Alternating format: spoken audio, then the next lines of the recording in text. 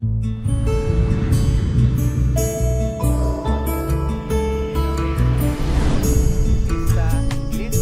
esta familia en la fe llamada Iglesia Bíblica Gracia y Vida. Por favor, acompáñeme a Romanos capítulo 8, versículo 26 y 27, que es el texto que estudiaremos en esta mañana. Romanos capítulo 8, versículo 26 y 27. Para razones de nuestro estudio congregacional, la versión que utilizamos es la Reina Valera de 1960. No quiere decir que las demás versiones no son útiles para nuestros estudios, pero creemos que al español actualmente es la versión más fiel que tenemos a los textos originales.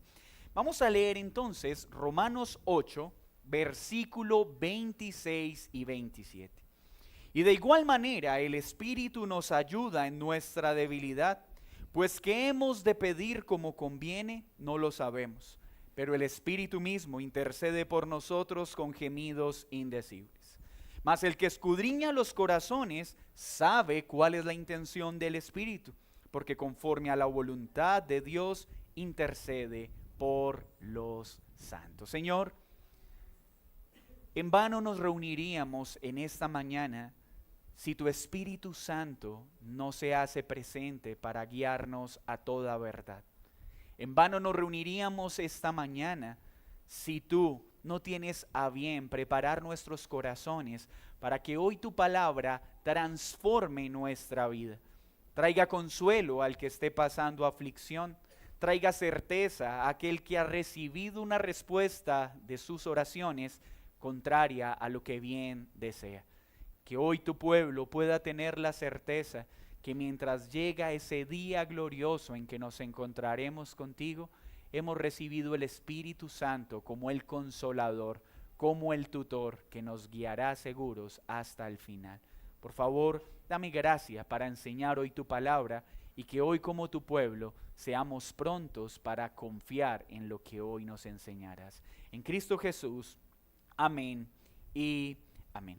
El domingo pasado entonces vimos dos gemidos particulares que se dan en este periodo de tiempo mientras Cristo viene por segunda vez. La tierra, la creación, gime por la restauración de todas las cosas, que todo esto sea hecho nuevo, lo cual sucederá cuando Cristo venga por segunda vez. Pero también vimos que los creyentes gemimos por el pronto regreso de nuestro Señor y Salvador, pues ese día recibiremos cuerpos glorificados.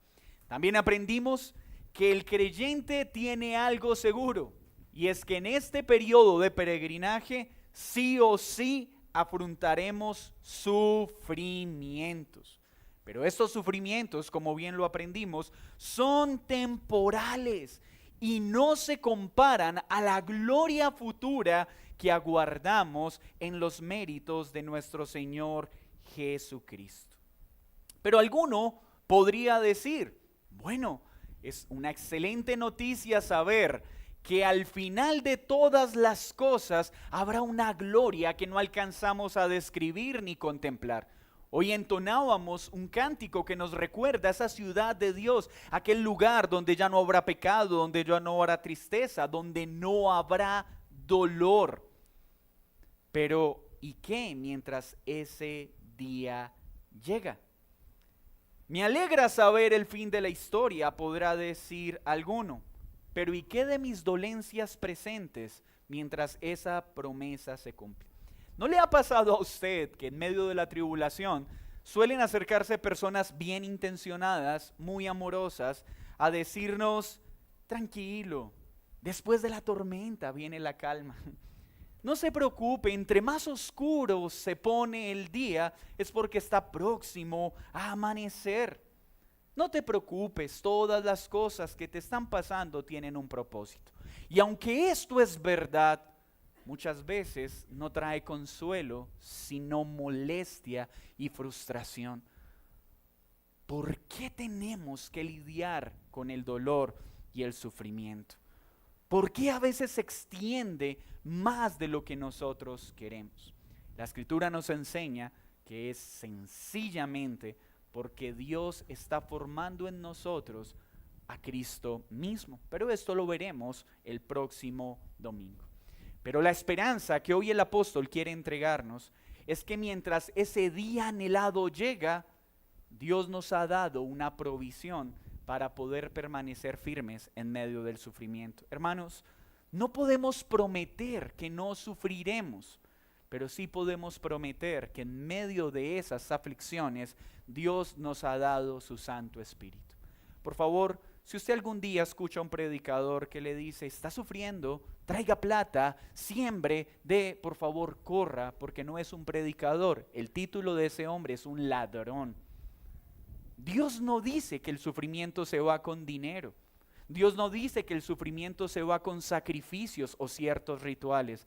Dios nos dice, aprende a vivir esos momentos de sufrimiento porque ellos tienen un propósito que muchas veces no podemos entender. Pero en esos momentos tenemos una provisión y esta provisión es el Espíritu Santo.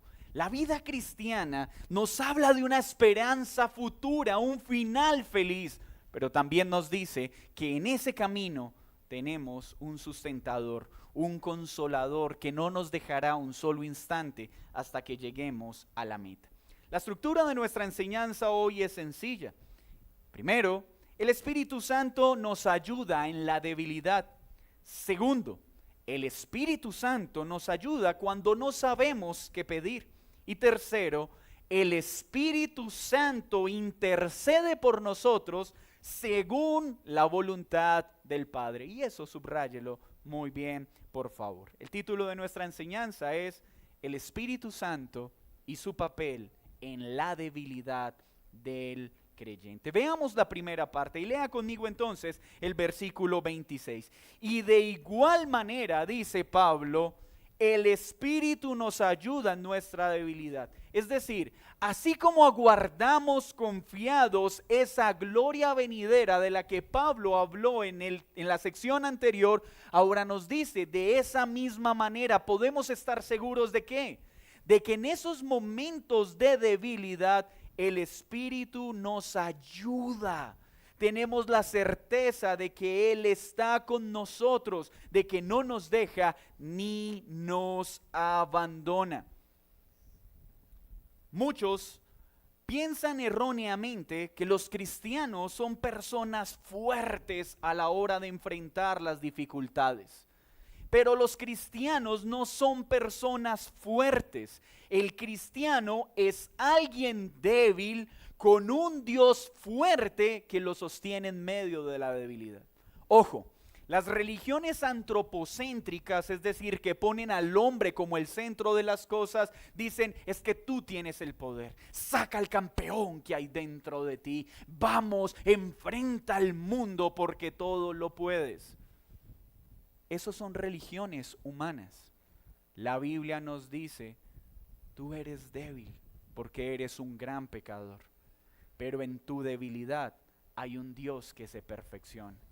El cristiano no es alguien que se ve como fuerte, no es alguien que piensa o siente que tiene la capacidad para enfrentar la adversidad. No, el cristiano es un hombre débil que pone toda su confianza en un Dios que es fuerte, que es omnipotente, que es omnisciente, que es sabio. Ese es el cristianismo. El cristianismo no habla de superhombres, habla de un super Dios que obra en la vida de débiles hombres. Al entender esto entonces, sabemos que la Biblia no habla de hombres que hicieron grandes hazañas. No, habla de un Dios fuerte que hizo grandes hazañas con hombres débiles. ¿Y no cree que esto es muy esperanzador? Porque esto significa que todos nosotros podemos ser usados por Dios. Porque Dios es experto en usar a lo débil y menospreciado para avergonzar a los sabios de la época. Pablo entonces sigue con la idea de sus pensamientos expresados en la sección anterior. Él está dando por ciento momentos difíciles en la vida del creyente. Y sí, hoy debo recordarlo. los momentos difíciles serán una realidad aún en la vida del creyente más piadoso. Pero Pablo está dando una nota de consuelo, no solo está anunciando esta realidad, sino que le está diciendo a su audiencia: la aflicción vendrá, el sufrimiento vendrá, pero no estamos solos. El Espíritu Santo ha sido dado, la tercera persona de la Trinidad. Dios estará con sus hijos en esos momentos de aflicción. En medio de esta verdad, entonces, el creyente sabe que esos momentos vienen. ¿Y qué sucede cuando viene la aflicción o cuando ésta permanece más tiempo del que deseamos? Aparece la debilidad. Pablo está hablando de esos momentos en que el creyente puede sentir que sus fuerzas se han agotado. Esos momentos en que el creyente puede experimentar un deseo de correr y huir porque nada está saliendo como espera. Esos momentos en que pareciera que los problemas superan nuestra capacidad con creces para nosotros permanecer firmes en medio de ella. Y esto no es algo que se da en unos cuantos creyentes o en creyentes inmaduros. Pues el mismo Pablo, si usted leyó bien, se incluye en esta noticia. Mire lo que él dice. Y de igual manera el Espíritu nos ayuda. Pablo está diciendo que aún él afronta enormes debilidades, que ha pasado por estos momentos de gran confusión, pero él mismo dice, en esas circunstancias, el Espíritu Santo nos ayuda. Sí, Pablo, el creyente más influyente después de Jesús, el apóstol que llevó con diligencia el evangelio a los gentiles, el mismo que vio cara a cara a Jesús y subió al tercer cielo, no sabe si en cuerpo o en una visión, él también lidió con la debilidad. Y pensamos nosotros que estamos exentos de tal aflicción. Nunca crean esas promesas de aquellas religiones que les dicen, vengan a mí y sus sufrimientos se acabarán. Porque eso no es lo que enseña la Biblia. La Biblia no habla de que el sufrimiento se acaba. La Biblia dice que nunca más enfrentaremos el sufrimiento solos. Y que aquel que cree ahora tiene el Espíritu Santo ayudándolo en la debilidad. Pero es importante entonces, esa palabra que aparece allí, ayuda, ¿a qué se refiere? No se refiere a un auxilio superficial como el que recibimos cuando de pronto nos caemos y alguien nos dice, ven, te ayudo a levantarte y luego se va. No. La ayuda de la que está hablando Pablo al utilizar este término en el griego es que el Espíritu Santo no solo viene en nuestro auxilio para ayudarnos, no, viene a tomar esa carga que nos aflige y a llevarla con nosotros, a sostenerla hasta aquel momento en que nos encontremos con Cristo. No es alguien que dice, ven, te ayudo. No, es alguien que dice, ven, tomo tus cargas sobre mí y camino contigo hasta aquel glorioso día que ha sido prometido. Qué gran diferencia es esa. El Espíritu Santo no es alguien que viene a ayudar ocasionalmente al creyente. Es alguien que permanece con el creyente. ¿Hasta cuándo? Hasta que Cristo venga por segunda vez. Porque un consolador nos ha sido dado. Entonces, ¿qué podemos guardar en nuestro corazón respecto a esto?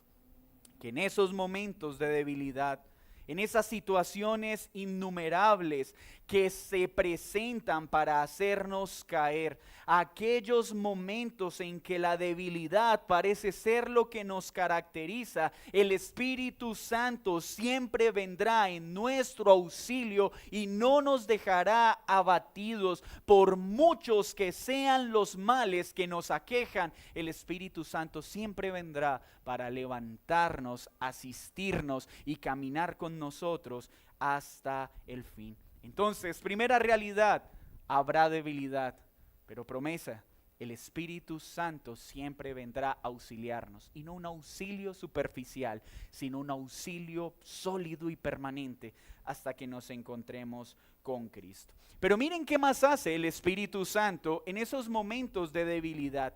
Dice el texto en Romanos 8, ¿qué hemos de pedir como conviene? No lo sabemos, pero el Espíritu Santo intercede por nosotros con gemidos indecibles. ¿No le ha pasado esto?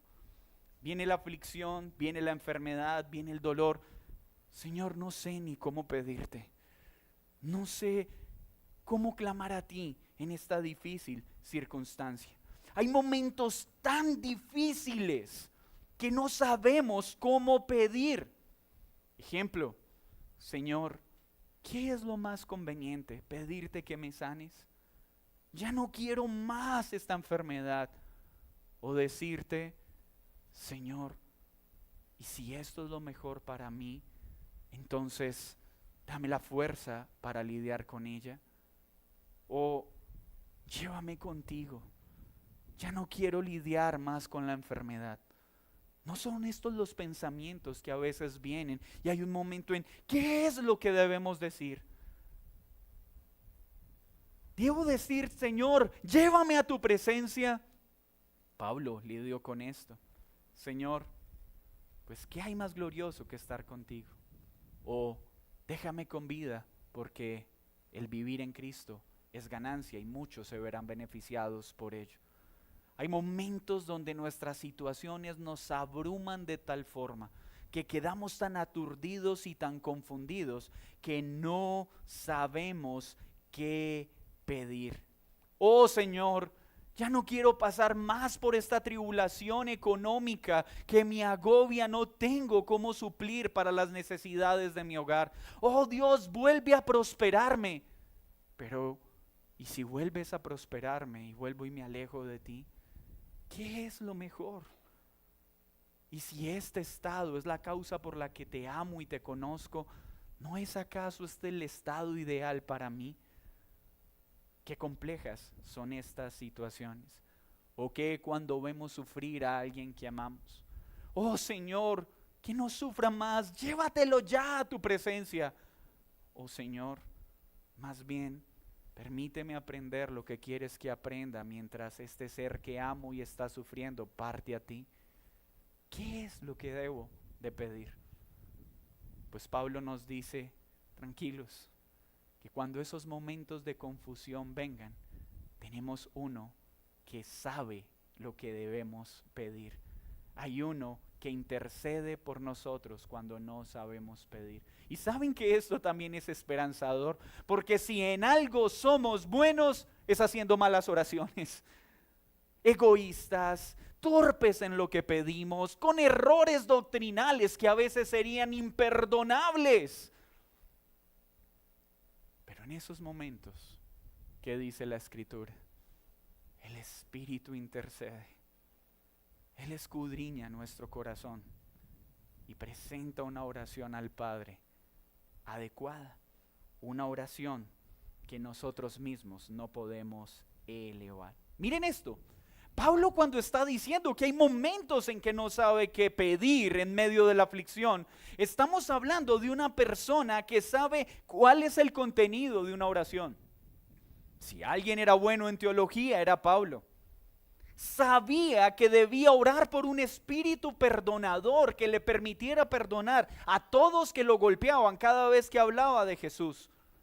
Él sabía que debía orar por la paz en la iglesia, para que crezca el conocimiento espiritual de Dios en su vida y en la iglesia. Él oraba para que hubiera testimonio de Cristo y las personas hablaran de Él con valentía.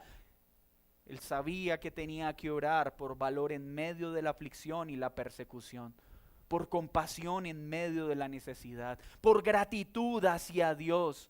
De hecho, él sabía que teníamos que orar por los frutos del Espíritu Santo.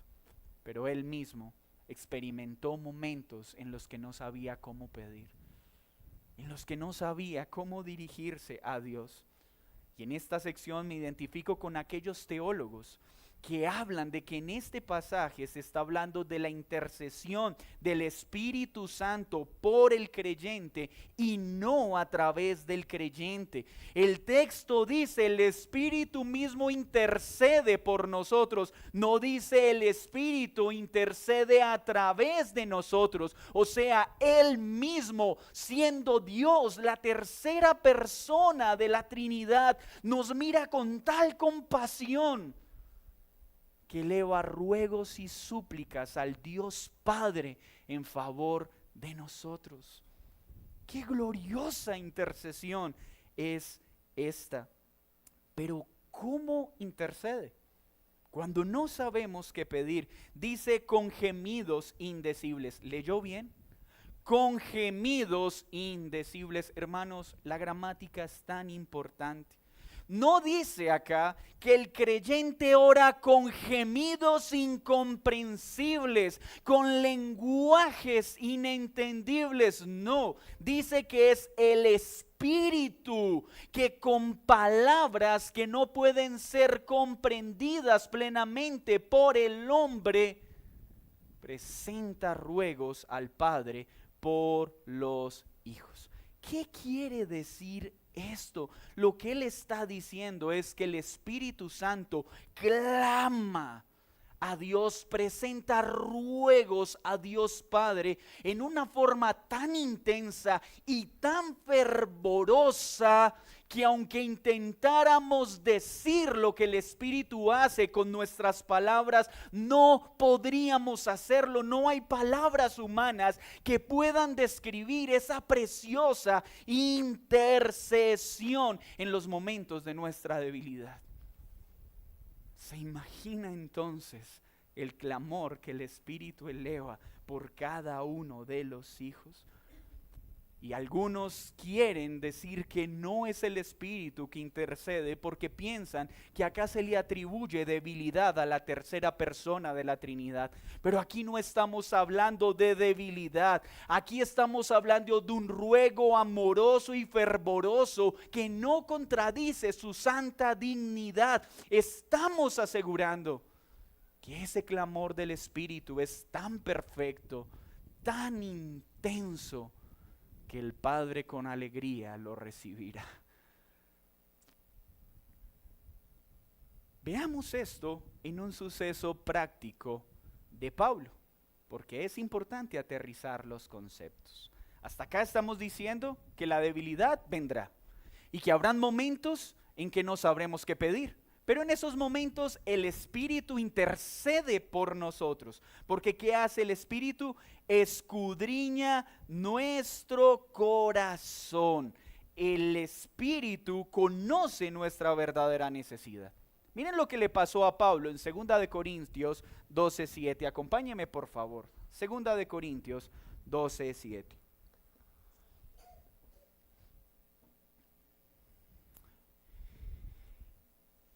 Dice así la palabra de Dios: y para que la grandeza de las revelaciones no me exaltase desmedidamente, me fue dado un aguijón en mi carne. Hermanos, nadie puede decir con precisión qué era ese aguijón. Algunos dicen que una enfermedad, algunos dicen que ciertas ideas. Solo podemos decir que era algo que atormentaba en un sentido a Pablo. ¿Y qué dice? Un mensajero de Satanás me abofeté para que no me enaltezca sobremanera. Respecto a lo cual 3 veces he rogado al Señor. ¿Qué hizo Pablo en ese momento de aflicción? 3 veces oró a Dios y le dijo: Señor, quítalo de mí. Ese fue el ruego de Pablo. Y me ha dicho, ¿quién? Dios, versículo 9, bástate mi gracia, porque mi poder se perfecciona en la debilidad. Por tanto, de buena gana me gloriaré más bien en mis debilidades, para que repose sobre mí el poder de Cristo. Hendriksen habla acerca de esta situación de la siguiente forma: he ahí el ejemplo práctico de lo que hace el Espíritu. Pablo dijo: oh Señor, yo creo que lo mejor es que quites de mí este aguijón de la carne.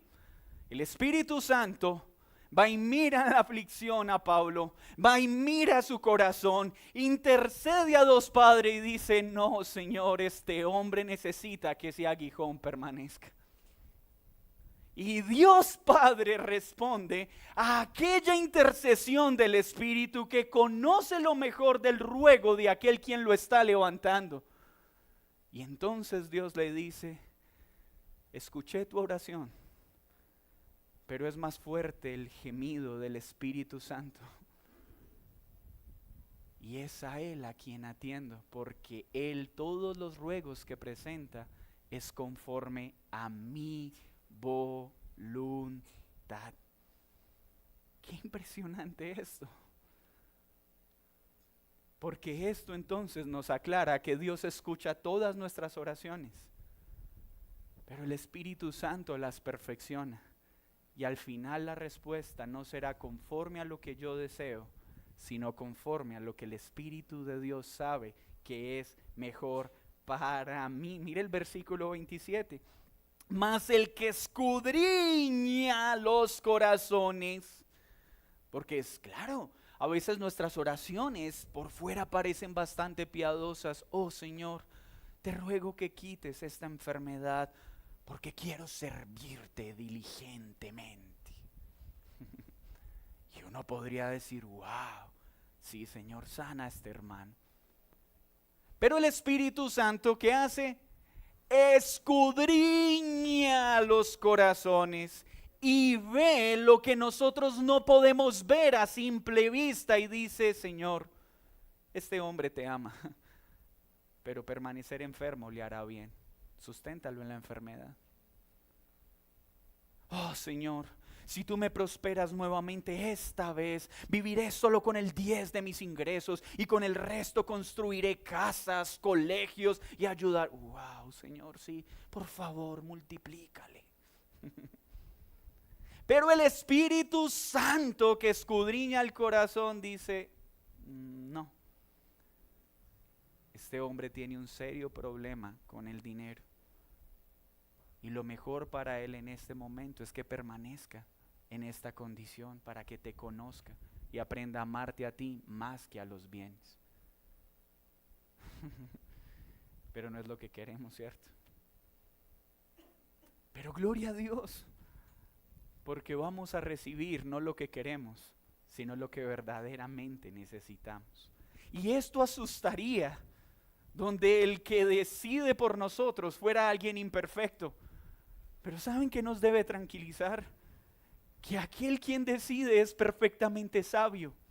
Y aquello que ha determinado para nuestra vida es porque eso es lo que necesitamos, sea para conocerle, sea para ser santificado, porque si hubiese una mejor forma de hacerlo, Él la escogería.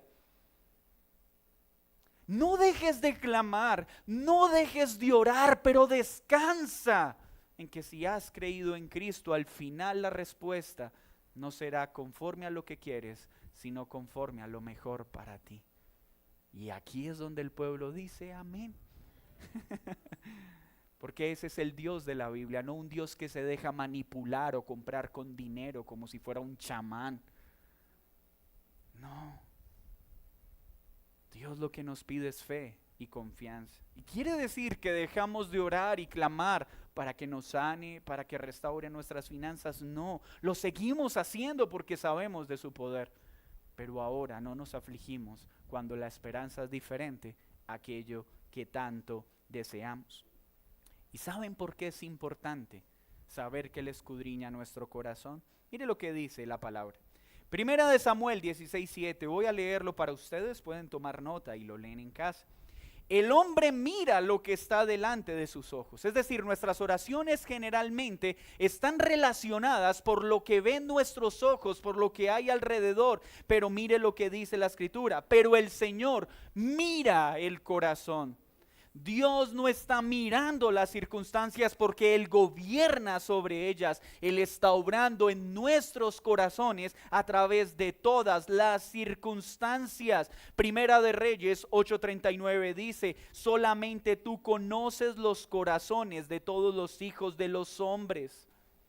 Oh Señor, ¿por qué a mí? He aquí la respuesta: porque Él conoce tu corazón y Él sabe qué es lo mejor para ti. Primera de Crónicas 28:9, el Señor escudriña los corazones y entiende todo intento de los pensamientos.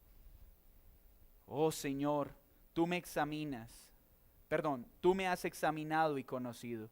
Tú has conocido mi sentar y mi levantar. Salmo 139, 1, 2. Este, que es bien bonito para subrayar en la Biblia, dice así: engañoso es el corazón más que todas las cosas y perverso. ¿Quién lo conocerá? Yo, el Señor, que escudriño la mente, que pruebo el corazón. Dios conoce las motivaciones que hay verdaderamente en nuestro corazón. Dios sabe la razón por la que verdaderamente quieres lo que estás pidiendo.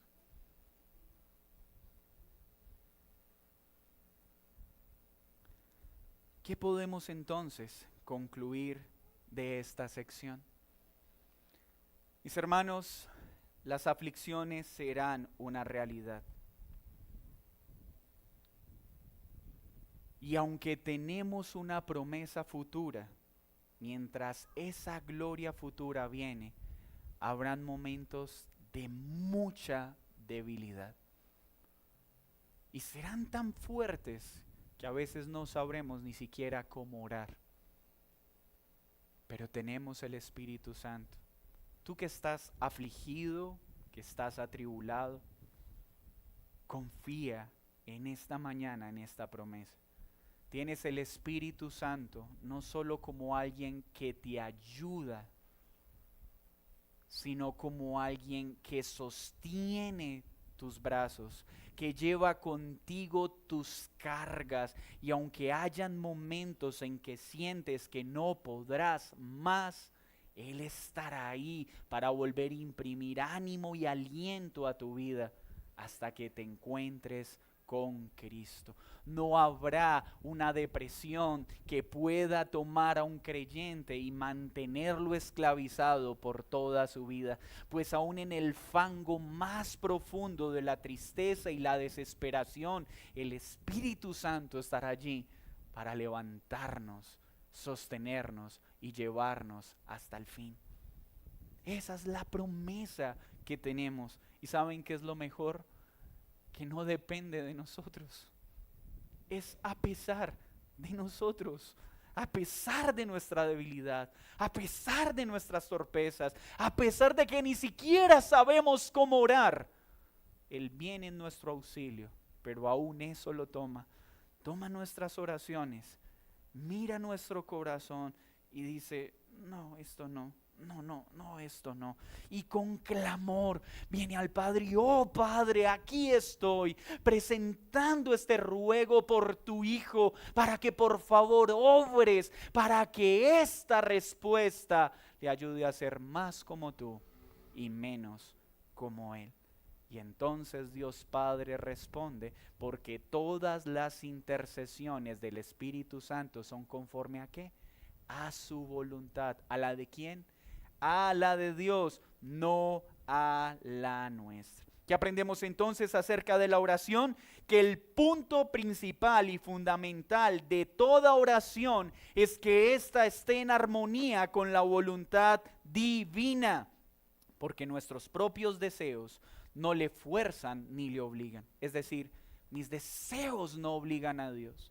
Por más que hoy hayan cristianos diciendo: declaro, decreto que el Señor me tiene que dar, esas palabras no obligan el corazón de Dios a nadie. Porque Dios no es esclavo de nuestros deseos. Pero aún en medio de esas torpezas, el Espíritu Santo intercede y obrará en el creyente conforme a la voluntad de Dios Padre. Romanos 8 nos da una buena noticia. Enseña que los creyentes entonces tienen dos intercesores: el Espíritu Santo y Cristo. En ninguna parte de la Escritura vemos que María intercede por los hijos de Dios. La Biblia habla de dos intercesiones eficaces, la del Hijo y la del Espíritu Santo. Cristo ejecuta su tarea intercesora en el cielo. Recuerde, Cristo ascendió y está sentado a la diestra de Dios Padre, y a la diestra de Dios Padre intercede por nosotros y le dice: oh Padre, he ahí ese es hijo tuyo. Oh Padre, yo derramé mi sangre por él. Oh Padre, obra en su vida. Oh Padre, guárdalo. Pero a la par que Jesús está intercediendo por nosotros a la diestra del Padre, el Espíritu Santo está intercediendo en la tierra. ¿Y saben desde qué lugar? Desde nuestros corazones. Cristo intercede a la diestra del Padre y el Espíritu intercede desde nuestro corazón a Dios Padre. Por eso el creyente no teme en medio de la aflicción, porque dos eficaces intercesores tenemos. Cristo ora para que los méritos de su obra redentora, escribe Hendrickson, sean plenamente aplicados a los que confían en Él. Pero el Espíritu Santo ora para que las necesidades profundamente ocultas de nuestro corazón, necesidades que nosotros a veces ni siquiera vemos, sean satisfechas. ¿No es esto precioso? Por favor, no piense con esto que no debemos orar, porque alguno rápidamente podrá decir: pues entonces ¿para qué oro si al final el Espíritu Santo ora por mí? No, lo que está diciendo es que debemos ser diligentes en orar. Debemos ser diligentes en que cada día nuestras oraciones sean conforme a la voluntad de la Escritura. Pero aún cuando hayan momentos en los que no sabemos cómo orar, el Espíritu Santo intercede por nosotros. Habrán momentos en que nuestras oraciones tengan que ver: Señor, ¿debo sufrir por causa de ti? Y la respuesta sea: sí, debes sufrir por mí. Pero habrán otros momentos en que digan: no, huye. Pablo lo vivió. Hubo momentos en que Pablo fue sacado de la ciudad en un cesto para que no tuviera que pasar por azotes, pero hubo otros en que no hubo canasto y hubo muchos azotes. Cada momento es diferente. Debemos confiar en que muy seguramente hay momentos en que el Señor nos guarda, pero en otros momentos permite que seamos apedreados. Hay momentos en que nos guarda de pasar por el horno en llamas, pero hay otros momentos en que entramos al horno en llamas, pero Él está con nosotros. Esa es la vida cristiana real. Lo demás es un cuento de hadas romántico que utilizan para manipular a la audiencia. Pero, ¿qué debemos entonces? ¿Oramos? Pero ¿por qué oramos si al final nuestra oración está sujeta a las determinaciones del Espíritu Santo? ¿Saben por qué oramos? Porque el efecto favorable de la oración no está en la respuesta a nuestras oraciones. No está en la respuesta a nuestras oraciones. La operación y el beneficio de la oración está en el mismo momento en que empezamos a orar, porque en ese mismo momento estamos mostrando dependencia a Dios. Hermanos, el beneficio de la oración no está en la respuesta a nuestras oraciones, sino en el acto mismo de orar, porque mientras estamos orando, estamos dependiendo a Dios, y es en esa dependencia que Dios obra en nosotros. Es en ese momento en que estamos orando que Dios es glorificado y somos confortados al ver la grandeza de aquel a quien oramos. Es la oración el beneficio, no la respuesta a nuestra oración. Oramos porque orar nos hace bien, independientemente de que la respuesta sea diferente a lo que queremos. Porque sabemos que la respuesta es la que Dios ha determinado para nosotros. Pero ahora quiero hablar a los no creyentes. Tú que aún no has creído en Cristo. Y cuando digo no has creído en Cristo, escúchame bien. No estoy diciendo que niegues tu existencia, porque ni Satanás niega la existencia de Jesús. Los demonios no niegan la existencia de Jesús. Aceptar que Jesús existe no es lo mismo que creer en Él. Aceptar que Jesús ha hecho milagros no es igual a creer en Él. Cuando decimos, si tú no has creído, lo que estamos diciendo, si tú no has puesto tu confianza en Jesús como único que puede salvar y perdonar tus pecados, si tú aún sigues pensando que vas a ir al cielo porque eres una buena persona, porque según tu criterio no matas, no robas y eso te hace una buena persona, si tú piensas eso es porque no has creído en Jesús. El que ha creído verdaderamente en Jesús se ve a sí mismo y dice, oh Señor, yo solo merezco el infierno. No hay nada bueno en mí, pero ahora sé que en Cristo hay salvación para un pecador como yo. Si eso es lo que está en tu corazón, significa que has creído. Pero si tú no has creído, si tú crees que Cristo es algo secundario, que puedes vivir con Él o sin Él y que tu vida está igual, significa que no has creído. Y esta promesa de la que hablamos hoy no es para ti. Cuando venga la aflicción, no tendrás a Dios auxiliándote. Seguirás peleando en tus propias fuerzas, seguirás buscando la ayuda de los hombres y te darás cuenta que los hombres te dejan en los momentos que más necesitas. Te defraudarán las personas en las que más confiabas, porque el único auxiliador confiable, el omnipotente, el que nunca cambia, el que es el mismo ayer, hoy, por los siglos de los siglos, es Cristo. Y es por Cristo que tenemos su Santo Espíritu. No vivas más lidiando en tus propias fuerzas. Cree en Cristo con todo tu corazón. Pídele que perdone tus pecados y te dé vida eterna.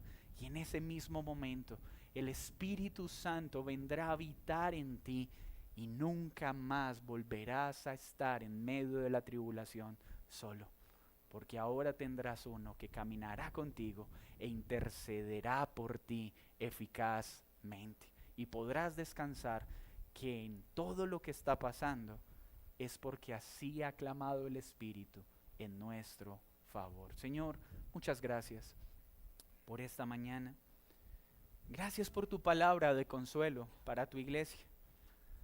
Gracias porque hoy sabemos que tu obrar en nuestro favor no está sujeto a la debilidad de nuestras oraciones, ni siquiera a la perfección de las mismas, sino que hoy tenemos la certeza de que el Espíritu Santo nos ha sido dado, escudriña nuestro corazón y presenta al Padre lo que verdaderamente necesitamos, porque Él escudriña nuestro corazón. Gracias, Espíritu Santo, por interceder a favor nuestro desde nuestro corazón. Y gracias, Cristo, por interceder por tu iglesia desde la diestra del Padre.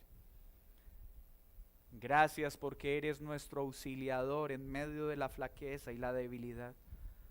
Y Señor, muchas veces hemos querido correr, perdónanos, pero gracias porque una y otra vez has venido en nuestro auxilio. Muchas veces hemos dicho, ya no más, pero tú, Espíritu Santo, vuelves y nos imprimes nuevas fuerzas. Muchas veces hemos dicho, no puedo, pero tú una y otra vez has renovado nuestras fuerzas para seguir adelante. Bendito seas, precioso Consolador. Gracias, Padre, por dar a tu Hijo. Gracias, Hijo, por morir en nuestro lugar, por resucitar y por darnos al Consolador. Gracias, porque nunca nos dejarás ni nos abandonarás. Perdónanos por las veces que nos hemos molestado porque has respondido de una forma diferente a lo que te pedimos. Perdónanos por creer que nosotros responderíamos de una mejor forma nuestras oraciones a como tú respondes. Qué arrogantes somos al molestarnos cuando no nos das lo que te pedimos, en lugar de descansar en que lo que nos das es lo que verdaderamente necesitamos.